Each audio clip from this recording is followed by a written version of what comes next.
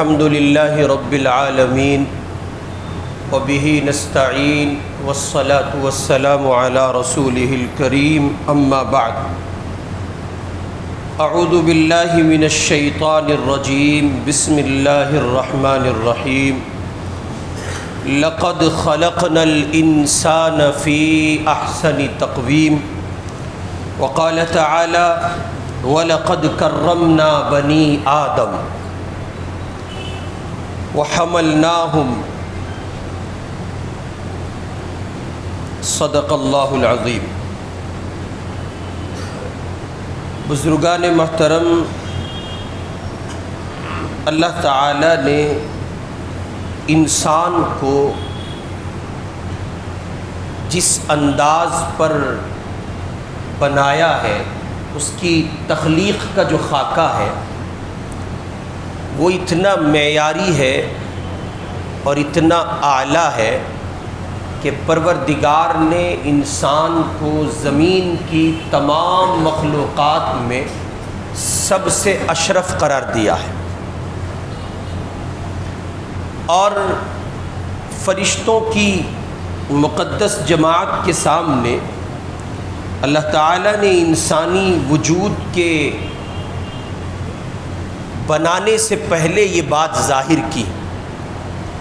پروردگار نے اس مخلوق کو پیدا کرنے کا جب ارادہ فرمایا حضرت انسان کو، تو فرشتوں کے سامنے اس مخلوق کا تذکرہ کیا، اور یہ کہا رب اکبر نے کہ ہم ایک مخلوق بنانے جا رہے ہیں، انسان اس کا نام ہے، اور زمین پر ہم اس کو اپنا نائب قرار دے رہے ہیں، وہ ہمارا خلیفہ ہوگا۔ قرآن اس سلسلے میں کہتا ہے وَإِذْ قَالَ رَبُّكَ لِلْمَلَائِكَةِ إِنِّي جَاعِلٌ فِي الْأَرْضِ خَلِيفَةً۔ پہلے پارے کا غالباً چوتھا صفحہ ہے جس میں یہ مضمون ہے۔ اللہ تعالیٰ نے فرشتوں سے کہا وَإِذْ قَالَ رَبُّكَ لِلْمَلَائِكَةِ إِنِّي جَاعِلٌ فِي الْأَرْضِ خَلِيفَةً قَالُوا أَتَجْعَلُ فِيهَا مَن يُفْسِدُ فِيهَا وَيَسْفِكُ الدِّمَاءَ وَنَحْنُ نُسَبِّحُ بِحَمْدِكَ وَنُقَدِّسُ لَكَ قَالَ إِنِّي أَعْلَمُ مَا لَا تَعْلَمُونَ۔ پروردگار نے فرشتوں کے سامنے اس کا اظہار کیا کہ وہ ایک مخلوق بنانے جا رہا ہے جس کو انسان کہا جاتا ہے، وہ اس زمین پر اس کا نائب ہوگا، خلیفہ ہوگا، اور اس مخلوق کو خیر و شر کے مادے سے اللہ مرکب کرے گا۔ وہ برائیاں بھی کریں گے، بھلائیاں بھی کریں گے، وہ بہت نیک اور بہت پرہیزگار بھی ہوں گے، وہ بہت بد اور بہت گنہگار بھی ہوں گے، وہ ایسے بھی ہوں گے کہ فرشتے ان کو دیکھ کر رشک کریں گے، انسان ایسا بھی ہوتا ہے، اور وہ ایسے بھی ہوں گے کہ فرشتے رب اکبر کے حضور ہاتھ اٹھا کے یہ کہیں گے اللہ زمین کو اس ظالم سے پاک کر دیجئے۔ وہ ایسے بھی ہوں گے کہ پروردگار فرشتوں کی دنیا میں ان کی مثال پیش کرے گا، اور اللہ یہ کہے گا دیکھو عبدیت کے تقاضے کو نبھانے اور بندگی کے پیمانے کو باقی رکھنے اور میری محبت میں بلندیاں اور مدارج طے کرنے کی اگر تم کوئی مثال دیکھ سکتے ہو تو یہ ایک نادر مثال ہے، انسانی دنیا کا فرد ہے، اس کو دیکھو۔ اور وہ برائی میں اس درجے آگے بڑھیں گے کہ خدا کی ہمسری کا دعویٰ کریں گے، انسان ہوں گے خدا کہلائیں گے، انسان ہوں گے ربوبیت کا اظہار کریں گے، انسان ہوں گے اور خدائی کا اعلان کریں گے، انسان ہوں گے اور خدا بننے کی کوشش کریں گے۔ اس وقت بھی اللہ تعالیٰ یہ بتائیں گے یہ بھی ہمارا بندہ ہے اور یہ بھی ہمارا بندہ ہے۔ فرشتوں کے سامنے پروردگار نے جب یہ بات کہی کہ وہ خیر اور شر کا مرکب ایک مجموعہ ہے جس مخلوق کو ہم بنانے جا رہے ہیں، تو فرشتوں نے اس کے جواب میں یہ کہا اللہ ہم آپ کی عبادت کرنے، تسبیح کرنے، پاکی اور بڑائی بیان کرنے کے لیے ہیں، تو آپ جسے جیسا کہتے ہیں ویسا کرتا ہے۔ آپ نے کسی کو کہا کہ تم کو قیام کرنا ہے، وہ قیام میں کھڑا ہے، بس آپ نے کہا تم کو رکوع میں رہنا ہے، وہ رکوع میں ہے، آپ نے کہا تم کو سجدہ کرنا ہے، وہ سجدے میں ہے، آپ جس کو جیسا کہتے ہیں وہ ویسے کر رہا ہے، اور آپ کو کسی کی عبادت کی ضرورت تو ہے نہیں۔ تو اللہ تعالیٰ نے یہاں بس ایک بات کہی، حالانکہ اگر چاہتا پروردگار تو پورا جواب دے سکتا تھا، لیکن بس ایک بات کہی، انی اعلم ما لا تعلمون، جو ہم جانتے ہیں وہ تم، اس لیے ہم تمہیں موقع کی مناسبت سے بار بار دکھائیں گے جس انسان پر تم اعتراض کر بیٹھے ہو وہ انسان کیا ہوتا ہے۔ چنانچہ اللہ تعالیٰ نے اس دنیا کے بنانے کے بعد، انسانوں کی تخلیق اور ان کے وجود کے بعد موقع کی مناسبت سے بار بار دکھایا۔ نوح علیہ السلام نے 950 سال اللہ کے دین کی طرف بلایا۔ وَلَقَدْ أَرْسَلْنَا نُوحًا إِلَىٰ قَوْمِهِ فَلَبِثَ فِيهِمْ أَلْفَ سَنَةٍ إِلَّا 50 عَامًا۔ قرآن کہتا ہے نوح علیہ السلام نے 950 سال اللہ کی طرف بلایا۔ کتنے سال؟ دعوت دی، پہچانو خدا کو، پہچانو اپنے آپ کو۔ تمہارا وجود اس لیے نہیں کہ پتھروں کے سامنے جھکتے پھرو، تمہارا وجود اس لیے نہیں کہ تم حقیقی رب کے سوا کسی اور مجازی کو اپنا رب بناؤ۔ اور یہ وہ دعوت تھی، یہ وہ پیغام تھا جو حضرت آدم علیہ السلام سے لے کر امام الانبیاء تک ہر ایک نبی کا حصہ ہے۔ ہر ایک پیغمبر نے یہی کام کرنا ہے، ہر ایک نبی نے اسی کی دعوت دینی ہے۔ سب یہی کہہ کے بلائیں گے، یا ایھا الناس قولوا لا الہ الا اللہ، اے لوگو کہو اللہ کے سوا کوئی معبود نہیں ہے، تفلحو، کامیاب ہو جاؤ گے۔ آدم سے لے کے محمد تک علیہ السلام تمام نبیوں کی یہ مشترکہ دعوت ہے۔ سب نبیوں نے ایک اللہ کی طرف اپنے پیروکار، اپنے متبعین، اپنے ماننے والوں کو بلایا، اور ادھر پروردگار کی توحید کی، وحدانیت، سمدانیت، اس کی ربوبیت کی دعوت دی گئی۔ ادھر ہر ایک ایمان والے کو ایمان کی دولت لانے سے پہلے اور ایمان مل جانے کے بعد دونوں حالتوں میں یہ بات سمجھائی گئی کہ اس مالک کو بھی پہچانو اور خود کو بھی پہچانو۔ تمہارے اندر جواہر رکھے گئے ہیں، صلاحیتیں رکھی گئی ہیں، عقل و فہم سے تمہیں مرکب کیا گیا، عقل و شعور سے تمہیں مرکب کیا گیا، دانش مندی کا جوہر تمہاری جھولی میں ڈال دیا گیا۔ تم انسان ہو، انسان پہچانو۔ خدا تمہارے لیے قرآن میں کہہ رہا ہے، لَقَدْ خَلَقْنَا الْإِنسَانَ فِي أَحْسَنِ تَقْوِيمٍ۔ کیسا پیارا چہرہ بنایا ہے، کیا خوبصورت تخلیق کی ہے۔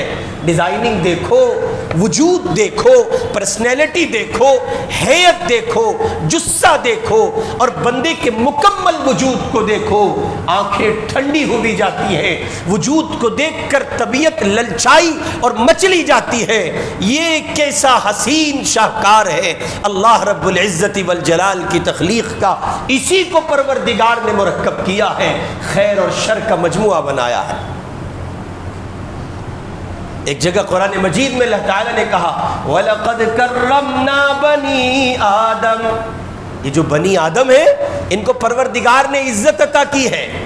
انسان ہونا عزت کی بات ہے، انسان ہونا شرف کی بات ہے، انسان ہونا فخر کی بات ہے، اعزاز کی بات ہے، مقام کی بات ہے، حیثیت کی بات ہے، معنویت کی ایک بات ہے۔ اللہ نے بقیہ تمام مخلوقات سے ممتاز کیا ہے، انسان بنایا ہے فی احسن تقویم، اور مخلوقات کو یہ سب کچھ عطا نہیں کیا گیا جو انسان کو عطا کیا گیا۔ پھر اس پر مزید یہ کہ عقل اس کو دے دیا گیا، شعور اس کو دے دیا گیا، فہم اس کو دیا گیا، جی توانائی، حوصلہ، جرأت، بہادری، جرأت مندی، شجاعت، یہ سب کچھ اس کی جھولی میں ڈال دیا گیا، اور اس سب پر بھاری یہ کہ اللہ نے اس کو مومن بنایا، ایمان عطا کیا۔ پروردگار نے ایمان کی دولت عطا کی اور اسے زمین پر اپنا خلیفہ اور اپنا نائب قرار دیا۔ آدم علیہ السلام سے لے کے محمد الرسول اللہ تک تمام نبیوں نے اللہ کی طرف بلایا، دعوت دی، اور ان کی دعوت کے نتیجے میں بگڑے ہوئے انسانوں کی ایک دنیا جو ان کے ہاتھوں پر ایمان لائی اور ایمان لا کر اپنے آپ کو سنوارا، بنایا اور اپنے نفس کا تزکیہ کیا، پھر وہ کامیاب ہوئے، بامراد ہوئے۔ قرآن نے کہا قد افلح من زکاہا وقد خاب من دساہا، کامیاب ہوا، بامراد ہوا، منزل کو پہنچا وہ بندہ جس نے اپنی شخصیت کے ارتقاء کی کوشش کی، جس نے کھپایا اپنے آپ کو پرسنالٹی ڈیولپمنٹ کے لیے، جس نے اپنے وجود پر محنت کی، جو خود شناس ہوا، کامیاب ہوا وہ بندہ جس کے نفس کا تزکیہ ہو گیا، جس نے پہچانا وہ کیا ہے، جس نے پہچانا وہ کس کا بندہ ہے، جس نے پہچانا اس کا کوئی رب ہے، خالق ہے، مالک ہے، اس کا ایک پالنہار ہے، اسے روٹی کوئی دیتا ہے، اسے پانی کوئی دیتا ہے، کپڑا مکان کوئی دیتا ہے، عزت کسی کے دینے پر ملی ہوئی ہے، ایک ذات ہے جو اس کو سنبھالی ہوئی ہے۔ جس نے یہ پہچان لیا، خود شناس ہوا، شخصیت کے ارتقاء کی پہلی منزل پر جس نے قدم رکھا، جو جان گیا اپنے آپ کو پرسنالٹی ڈیولپمنٹ کے لیے، جس نے کچھ کوششیں کی اور خود شناس ہو کر آگے بڑھا، اسی کے لیے خدا نے قرآن مجید میں کہا کرمنا بنی آدم۔ یہ حضرت انسان کو جو اللہ تعالیٰ نے باعزت بنایا ہے، اصل میں اس کے باعزت ہونے کے راز ہیں، وجوہات ہیں۔ بلا وجہ انسان باعزت نہیں ہے، اس لیے کہ اس سے جڑ گیا۔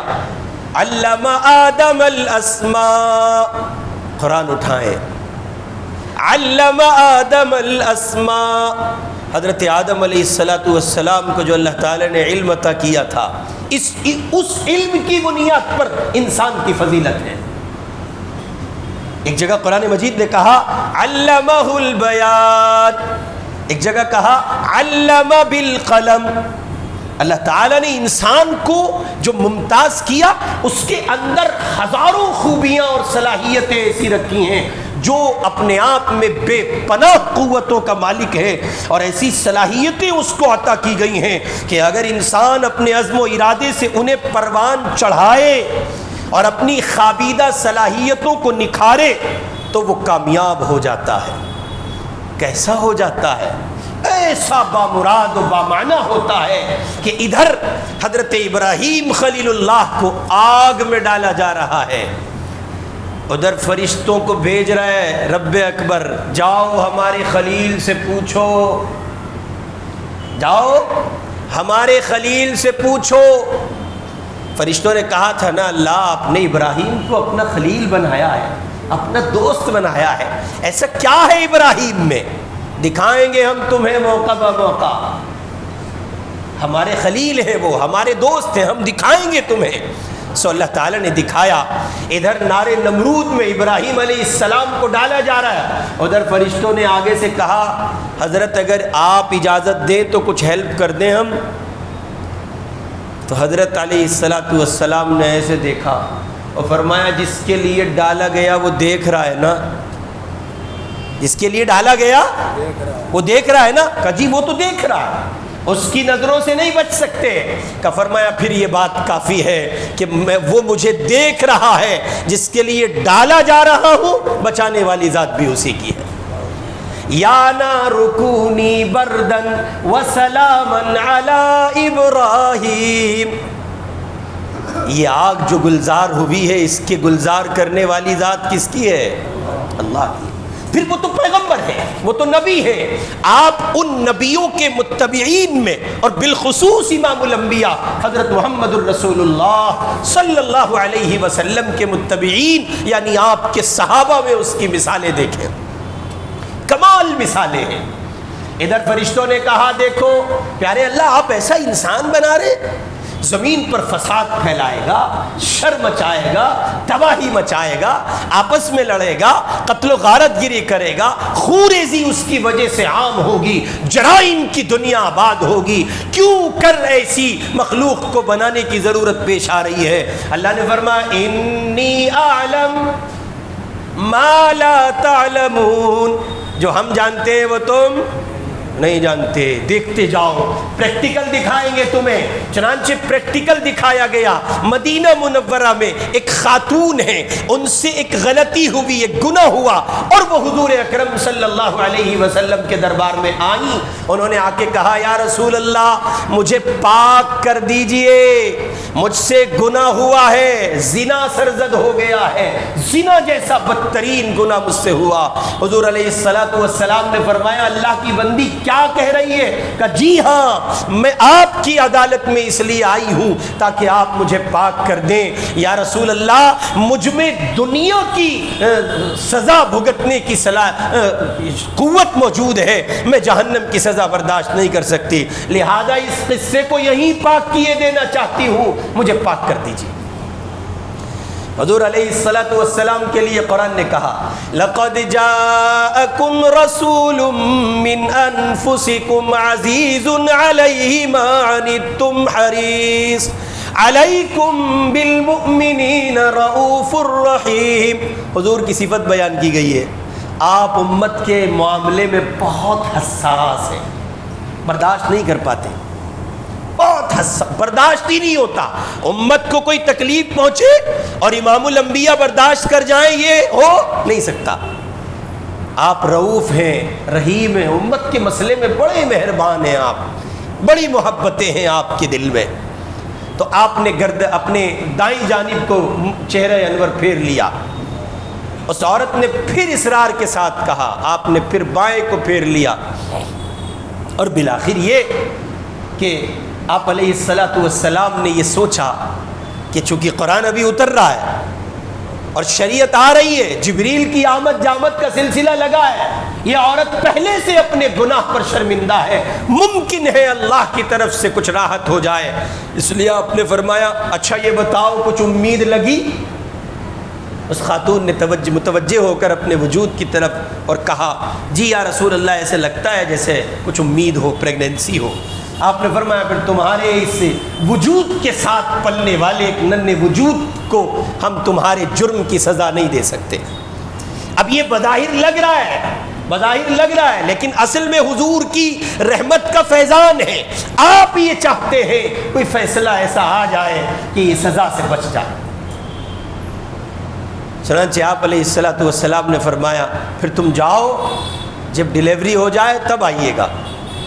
اس اللہ کی بندی نے 9 مہینے انتظار کیا، پہلے سے شرمندہ تھی اور گناہ کی اس غلطی پر، گناہ کے اس جرم پر اور اس گناہ کے سرزد ہو جانے پر پہلے سے بہت شرمندہ تھی، اب مزید 9 مہینے کا پیریڈ اس کو گزارنا ہے۔ کتنا روئی ہوں گی، کتنا بلبلائی اور گڑ گڑائی ہوں گی۔ بچہ پیدا ہوا پھر آئی، یا رسول اللہ آپ پاک کرا دیجئے۔ فرمایا اس بچے کو دودھ پلانا تمہارے ذمے، اس کا حق ہے، لہذا یہ دودھ پلانے کا زمانہ اور مکمل کرو۔ 24 مہینے، 2 سال، حولینی کاملینی، 2 سال دودھ پلایا گیا، پھر آئی، بچے کے ہاتھ میں روٹی کا ٹکڑا ہے، کہنے لگی یا رسول اللہ اب پاک کرا دیجئے۔ 24 یہ، 9 وہ، کتنے ہوئے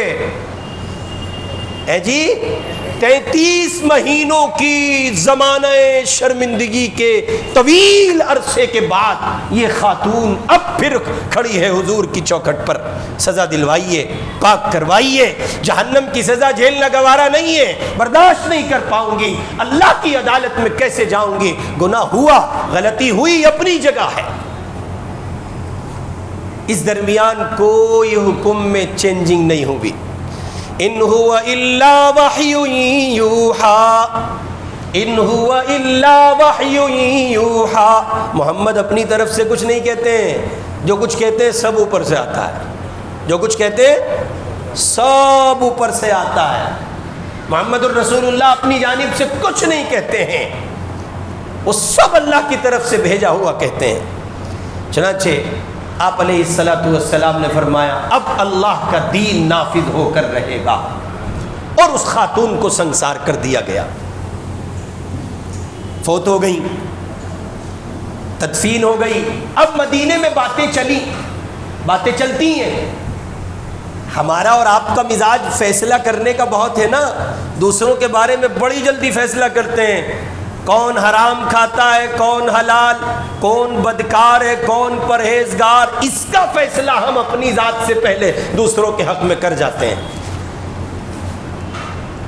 تو ایسے ہی مدینے میں باتیں چل رہی ہیں، کیا ضرورت تھی، نہیں کرنا چاہیے تھا، شادی شدہ خاتون تھی۔ ہائے، حضور پاک علیہ الصلوۃ والسلام کے کان مبارک تک یہ کلمات پہنچے، آپ کو جلال آ گیا، تشریف لائے۔ روایت میں اگرچہ ضعف ہے، لیکن محدثین نے لکھا ہے حضور آئے اور آپ نے بڑے جلال کے ساتھ یہ بات فرمائی، خبردار اگر کسی نے اس عورت کے لیے کچھ کہا، اس کی توبہ کو اللہ نے قبول کیا ہے، اور اس نے بڑی بے مثال توبہ کی ہے۔ جب اس خاتون نے توبہ کی، اپنے آپ کو جہنم سے بچانے کے لیے شریعت کی سزا کے حوالے خود کو کیا، تب جب اس کو سزا کے طور پر پتھر مارے جا رہے تھے، تب اللہ فرشتوں کو تخیل کی پرواز کا سہارا لیجئے، تب اللہ فرشتوں کو دکھا رہا ہوگا دیکھو انسان ایسے بھی ہوتے ہیں، میرا خوف غالب رہا، میری شریعت غالب رہی، میری محبت غالب رہی، میری جہنم کی سزا کا ڈر اس عورت پر حاوی رہا، یہ نہیں جھیل سکتی تھی، اسے خیال ہوا میری محبت میں خدا کے سامنے کیسے حاضر ہو سکوں گی، اس لیے اس نے مارے شرمندگی کے، دنیا میں پتھر کھانے گوارے کیے۔ فرشتوں دیکھو تم جس انسان کے بارے میں کہتے تھے انسان بنانے کی کیا ضرورت ہے، جب یہ انسان بنتا ہے تو ایسا بنتا ہے، ہنستے ہنستے اپنی جان جانے جانا کے حوالے کر دیتا ہے۔ اس لیے مجھے اور آپ کو ضرورت ہے کہ میں اور آپ اپنی ذات کو پہچانیں۔ حضرت ابو ہریرہ رضی اللہ تعالی عنہ سے روایت مروی ہے، مسلم شریف کی روایت ہے، انہوں نے کہا ہے کہ حضور پاک علیہ الصلوۃ والسلام نے انسان کو سونے اور چاندی کی کان سے تشبیہ دے کر یہ حقیقت واضح کی ہے، انسان کے اندر غیر معمولی صلاحیتوں اور قوتوں کے خزانے پنہاں ہوتے ہیں، جسے بروئے کار لانے کے لیے محنت کرنی پڑتی ہے، اسی سے شخصیت کا ارتقاء کی اہمیت سامنے آتی ہے۔ شخصیت آج کل بڑا چل رہا ہے، سوشل میڈیا پر بیٹھے ہیں بڑے بڑے اسکالر جو پرسنالٹی ڈیولپمنٹ پر محنت کرتے ہیں، اور وہ سب بتاتے ہیں جو حضور اکرم صلی اللہ علیہ وسلم نے 14 صدی پہلے بتا دیا ہے۔ میں دیکھتا ہوں بہت سے غیر مسلم اسکالر وہ بہت چھوٹے چھوٹے پہلوؤں پر نشاندہی کرتے ہیں، اور وہ پہلو در حقیقت وہ جو حضور کی سیرت سے معاشرت کی معمول کی زندگی میں ایک انسان کو زندگی گزارنے کے لیے بطور اصول دیے گئے ہیں، اس کو وہ خزانوں کی طرح پیش کرتے ہیں۔ کاش کہ کوئی مصطفیٰ کے نظام کو دیکھ لیتا تو اسے اندازہ ہو جاتا۔ اس لیے میرے بھائی، بالخصوص نوجوانوں کی خدمت میں عرض کروں گا کہ آپ حضرات اپنی شخصیت کے ارتقاء پر توجہ دیں، اپنے وجود کو پہچانیں، پرسنالٹی ڈیولپمنٹ کی طرف بڑھیں۔ آپ اپنے اندر کتنی صلاحیتیں رکھتے ہیں، کیسے کیسے خزانے آپ میں پنہاں ہیں۔ آپ محض روڈ پر چلتا پھرتا ایک زندہ لاشے کی شکل میں انسان نہیں ہے، آپ کی آنکھ میں کمال رکھا گیا ہے، آپ کے کانوں میں کمال رکھا گیا ہے، آپ کی زبان میں کمال رکھا گیا ہے، آپ کے پورے وجود کو کمالات سے معمور کیا گیا۔ کاش کہ میں اور آپ کبھی خود کو دیکھتے، اپنے آپ کو دیکھتے، اپنے وجود پر محنت کرتے۔ میں نے اور آپ نے ہمیشہ احساس کمتری کا شکار ہو کر ڈپریسڈ ہو کر ہمیشہ یہ سوچا میں کچھ نہیں کر سکتا، میں آگے نہیں بڑھ سکتا، اور میں کیا کروں گا، میری دعائیں کہاں قبول ہوں گی، میری کیا حیثیت، میں تو ایک پاپی انسان ہوں، میں ایک مجرم ہوں۔ لوگوں، نوجوانوں، کان کھول کر سنو، اللہ نے باب نبوت کو بند کیا ہے، باب ولایت کو خدا نے بند نہیں کیا ہے۔ ولی کوئی ہو سکتا ہے جو خدا کی طرف بڑھے گا، جو خدا کی محبت کے حصول کے لیے کوششیں کرے گا، جو جوانی کو اللہ کی طرف، اللہ کی راہ میں لٹائے گا، جس کی راتیں مصلے پر گزریں گی، جو اللہ کی مقبول بندوں میں بانے کی کوشش کرے گا، اس کے لیے باب ولایت کھلا ہوا ہے۔ جوانی کر فدا اس پر کہ جس نے دی جوانی کو، کسی خاکی پہ مت کر خاک اپنی زندگانی کو۔ کہاں بھاگے جا رہے ہو، کہاں دنیا کے پیچھے پڑے ہو میاں؟ ہزاروں صلاحیتیں آپ کے اندر رکھی گئی ہیں، اپنے آپ کو پہچانیے۔ آپ بہترین تاجر ہو سکتے ہیں، آپ بہترین ہنرمند انسان ہو سکتے ہیں، آپ ہی کے اندر جواہر رکھے گئے ہیں۔ آپ ایک ڈاکٹر کا روپ لے کر سماج کی خدمت کر سکتے ہیں، سسکتے ہوئے انسانوں کی جان بچا سکتے ہو۔ آپ ایک بہترین محافظ فوجی دستے کا حصہ ہو سکتے ہو، آپ اسلام کی سرحدوں کی حفاظت کر سکتے ہو، علماء کی صف کا حصہ ہو سکتے ہو۔ یہ سب کچھ آپ کے اندر رکھا گیا ہے، مگر مسئلہ یہ ہے کہ آپ نے ہمیشہ اپنی ذات میں کبھی جھانکنے کی کوشش نہیں کی، دوسروں کو دیکھ کر احساس کمتری کا شکار ہوتے رہے۔ اس لیے شخصیت کا ارتقاء، پرسنالٹی ڈیولپمنٹ کے لیے بنیادی طور پر یہ پہلو سمجھ لیجئے کہ کرنے کا پہلا کام، آپ چاہتے ہیں آپ کا وجود بنے، نوجوانوں سے عرض کر رہا ہوں، آپ چاہتے ہیں آپ کسی مطلب کے بنے، یا سبزی پوری کھا کے بات ختم کریں؟ بڑا رونا ہے یار سبزی پوری کا، بڑا رونا ہے کھانوں کا، پانوں کا، عجیب مصیبت ہے۔ ایسا لگتا ہے رات 12-1 کے بعد بھی جب جعفر آباد میں چہل پہل نظر آتی ہے تو ایسا لگتا ہے کہ ہم لوگ تو بس کھانے کے لیے بنے ہیں۔ اور دلی والوں پر تو یہ کہنے میں کوئی تکلف مجھے اب نہیں ہوتا کہ ان کی بخشش کھانے پہ ہو جائے گی۔ آؤ آؤ مہربانوں، بہت کھا کے آئے ہو، صبح سویرے تم نے تیز مرچوں کی حلیم بریانی کی پلیٹیں لگائی ہیں، جاؤ جنت میں چلے جاؤ۔ ایسا لگتا ہے اتنا کھانا، اتنا کھانا۔ جامع مسجد کے چھوٹے گیٹ پہ ایک صاحب کھڑے ہوتے ہیں، بڑے لذیذ پائے والے، فجر سے پہلے غائب۔ ارے پائے کے بیمار، سردی گرمی، کوئی امتیاز نہیں رہا کھانوں کا، کب کس وقت کیا چیزیں کھائی جاتی ہیں، اچھے بھی ختم، برے بھی ختم۔ اور بقول ہمارے ایک دوست کے، جن پایوں کے شوربے سے وضو کیا جا سکتا ہے وہ بھی ختم، کوئی امتیاز نہیں۔ ایک زمانہ تھا جب لوگ اچھی چیزوں کو کھانے کے عادی ہوتے تھے، رغبت ہوتی تھی۔ یہ ہمارے نوجوان بیٹھے، چائے پلواؤ گھٹا گھٹ گھٹا گھٹ، اور چائے پیے تو بھی سمجھ میں آتا ہے کہ چائے پی لی، چائے کے نام پہ کباڑا پیتے ہیں، چائے کے نام پہ زہر پیتے ہیں، چائے کے نام پہ تباہی پیتے ہیں، چائے پیے تو بھی سلی۔ چائے کا مطلب سمجھتے ہیں؟ ایک ڈھنگ کی چائے پینے کے لیے امول کی ایک تھیلی چاہیے آدھی کلو کی۔ حضرت مولانا زرولی خان صاحب رحمۃ اللہ علیہ فرمایا کرتے تھے، ہر کسی کو اس کا حق نہیں وہ چائے پیے، کم عقل چائے نہیں پی سکتا، احمق چائے نہیں پی سکتا، بے وقوف شعور سے عاری چائے نہیں پی سکتا۔ ہمارے یہاں تو دودھ دکھایا جاتا ہے، یہ چائے میں، یہ بھگونے میں چائے پک رہی ہے، نہیں پانی پک رہا ہے، پانی میں پتی۔ ایک مرتبہ بلی ماران کے علاقے میں کہیں بیان کرنے گیا میں، تو کھانے کے بعد انہوں نے کہا حضرت چائے بن رہی ہے۔ میں نے کہا جی جانے دیتے احسان ہوتا آپ کا۔ نہیں چائے بن رہی ہے۔ اب وہ اصرار ہوا تو ہم نے قبول کیا، بیٹھ گئے۔ پورے 45 سے 50 منٹ کے بعد چائے آئی، اور اس کو دودھ ایسے دکھایا گیا تھا جیسے بقرعید کے موقع پر قریشی اس کو دکھاتا ہے نا، گائے کو، بھینس کو دکھاتا ہے، دیکھ رہی ہے ابھی تھوڑی دیر کے بعد تیرا نمبر آنے والا ہے، جیسے وہ گھبراتی ہے ایسے دودھ کی چائے کی دیگچی بھی گھبرا رہی ہے اور وہ تھیلی بھی گھبرا رہی ہے۔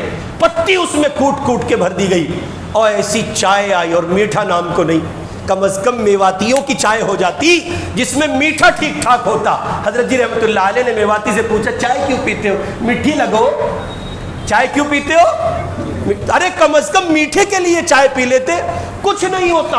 اور ایسی چائے، پھر بھلا ہو ان پرانی دلی والوں کا، کپ نہیں ٹب بھر کے دیتے ہیں، چھوٹا کپ نہیں پیتے پرانی دلی والے. سلام تمہاری عظمت کو, حساب دینا پہنچو. اللہ پوچھے گا ٹب کی چائے کا حساب دو. نہیں ہم نہیں دے پائیں گے. اس لیے ایک زمانہ تھا جب لوگ اچھی چیزیں کھاتے تھے. اب دکھ اس بات کا ہے کہ چیزوں کے معیار گر گئے اور کھان پین کے ہم ایسے عادی ہو گئے. الامان الحفیظ, دودھ پیش کرو نوجوانے, نا حضرت مجھے تو ہیک چڑھے. جسے دودھ سے ہیک چڑھتی ہے اس سے کچھ توقع کرتے ہیں آپ؟ کچھ امید لگائیں گے؟ دودھ جیسی عظیم نعمت سے جو بھاگتا اس سے کچھ امید ہے؟ اس سے کچھ امید نہیں ہے. اس سے ایک امید کی جا سکتی ہے کہ جیسی اس کے نکاح کی گھڑیاں قریب آئے گی وہ حکیم تلاش کرے گا. سیلم پور میں اسے حکیم نہیں ملیں گے. نوجوانوں سے عرض کر رہا ہوں, ہے نوجوانوں کا حال یہی ہے. آج کے ہم جوانوں سے کل کے یہ بوڑھے اچھے, اپنے آپ بیٹھ جاتے ہیں, اپنے آپ اڑ جاتے ہیں, بغیر ٹیک کے بیٹھتے ہیں. پچھلی صف میں نظر دوڑا لو, دیکھو سارے جوانوں کی کمر لگی ہوئی, جہاں ملیں گے آپ کو یہی ملیں گے. آئے ہائے کمر میں درد ہے. یہ وقت سے پہلے بڈھے ایک زینہ نہیں چڑھ سکتے حضرت, اور مزید کنڈیشن ان کی اتنی خراب ہے کہ اگر ٹوائلٹ میں اسکوٹی لے جائی جا سکتی, اب بدرت چابی دینا, کیوں؟ ٹوائلٹ جا رہا ہوں. یہ برابر میں پرچون کی دکان ہے, وہاں سے کچھ لانا ہے, اسکوٹی کی چابی. بیمار ہو گئے ہم, عاجز ہو گئے. نہیں نکلو اس سے. پرسنالٹی ڈیولپمنٹ پر توجہ دو, اور اس کا بنیادی پہلا اصول عرض کر رہا ہوں, اپنی شخصیت کے ارتقاء پر توجہ دو. اس کا پہلا اصول یہ ہے کہ اللہ تعالیٰ نے امت مسلمہ کو خیر امت بنایا ہے, اور رسول اللہ صلی اللہ علیہ وسلم نے بہترین شخص اس بندے کو قرار دیا ہے جس کے بارے میں کہا گیا خیر الناس. کیا کہا گیا؟ خیر الناس. اب یہ آپ کو اپنے, مجھے, میرے اپنے اندر تلاش کرنا ہے. میں لوگوں کے لیے خیر ہوں, لوگوں کے لیے بھلا ہوں؟ میرے اندر کتنی ایسی کوالٹیاں ہیں کہ میں لوگوں کے کام آ سکتا ہوں؟ میرے اندر ایسا کون سا جوہر ہے کہ میں لوگوں کے لیے خیر بن سکتا ہوں؟ میاں تکلیف تو دنیا بن رہی ہے, شر تو دنیا بن رہی ہے, آپ بنیے, خیر بنیے. اور جب آپ رسول پاک صلی اللہ علیہ وسلم کی حدیث کی روشنی میں, حضور نے خیر الناس قرار دیا اس بندے کو جو لوگوں کے لیے فائدے مند ہو, جو لوگوں کے لیے فائدے مند ہو. ہم فائدے مند کہاں ہیں؟ ہم تو تکلیف پہنچاتے ہیں. گلیوں میں بیٹھے ہمارے ودوان, ہمارے سمجھدار, لائق و فائد, امت کا مستقبل, امت کا فیوچر, گلی میں کسی کی بائک پر بیٹھا ہے اور منہ میں پان ہے, گٹکا ہے, اور کسی کا وائی فائی کا پاسورڈ چوری کر کے, توڑ کے, کسی کی وائی فائی کی خیرات لے کر اور گلی کو گندا کر رہا ہے. یہ امت محمد کے مستقبل گلیوں میں بیٹھے ہوئے دیر رات تک اپنی جوانی کو برباد کرنے پر تلے ہوئے ہیں. اور ایسے پچکارے مارتے دور تک, لگتا ہے ان کو سرکار نے گلیاں دھونے کا حکم دیا ہے کہ حضرت آپ کا جو تھوک ہے وہ پانی کا کام کرے گا, آپ کے گٹکوں کے پچکارے پانی کے کام کریں گے, اس لیے آپ ماریے دور تک. بے وقوف ہیں, احمق ہیں, عقل کے اندھے ہیں, گدھے ہیں, اور کیا کیا کہیے حضرت ان کو. حضور نے فرمایا راستوں میں بیٹھو تو راستوں کا حق ادا کرو. صحابہ نے پوچھا یا رسول اللہ راستے کا حق کیا ہے؟ آپ نے فرمایا ان کو گندا نہ کرو. پہلے ہی گندگیاں کم تھی, آپ مزید اسٹائلوں میں تھوک رہے. پہلے گندگیاں کم تھی. میاں اپنے وجود کو سمجھو. اگر کسی کے کام نہیں آ سکتے, کوئی بھلائی اور خیر نہیں کر سکتے, تو کسی کے لیے تکلیف کا راستہ بھی نہ تیار کرو. رسول پاک صلی اللہ علیہ وسلم نے ارشاد فرمایا بہترین انسان, خیر الناس وہ جو لوگوں کے لیے فائدے مند ہو.